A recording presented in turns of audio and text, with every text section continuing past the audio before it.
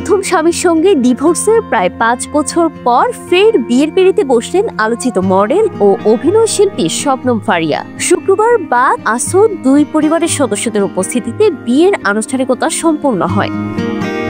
এর আগে শবনম ফারিয়া 2018 সালে ভালোবেসে বিয়ে করেছিলেন হারুনুর রশিদ অপুকে। প্রথম স্বামী তখন একটি বেসরকারি বিপণন সংস্থার জ্যেষ্ঠ ব্যবস্থাপক হিসেবে কর্মরত ছিলেন। বিয়ের ঠিক 1 বছর 9 মাসের মধ্যে বিচ্ছেদ ঘটে শবনম ফারিয়ার। অপুকে 2020 সালে 27 নভেম্বর ডিভোর্স দেন তিনি। দ্বিতীয়বার বিয়ের বিষয়টি ফারিয়ার নিজেই গণমাধ্যমকে নিশ্চিত করেছেন। শবনম ফারিয়া জানিয়েছেন তার দ্বিতীয় স্বামীর নাম তানজিম তৈয়ব। তিনি রাজশাহীর ছেলে। অস্ট্রেলিয়ার ইউনিভার্সিটি অব সাউথ ওয়েলস থেকে ফাইন্যান্সিয়াল ইঞ্জিনিয়ারিং এ স্নাতকোত্তর সম্পন্ন করেছেন। বর্তমানে তিনি বাংলাদেশের একটি শীর্ষস্থানীয় বেসরকারি ব্যাংকে অ্যাসিস্ট্যান্ট ভাইস প্রেসিডেন্ট হিসেবে কর্মরত।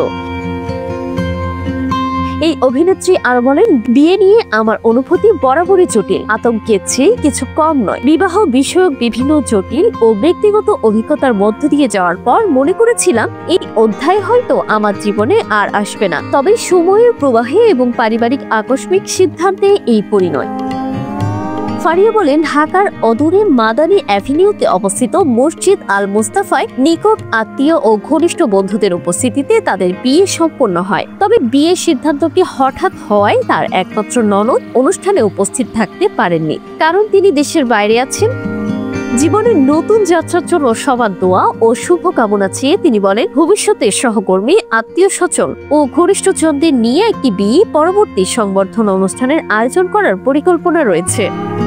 এদিকে শবনম ফারিয়ার সাবেক স্বামী হারুনুর রশিদ অপুও বিয়ে করছেন। ডিভোর্সের প্রায় 2 বছর তিনি নতুন জীবন সঙ্গী বেছে নেন। তার নতুন স্ত্রীর নাম নওরিন আহমেদ। তিনি তরুণ উপস্থাপিকা ও মডেল।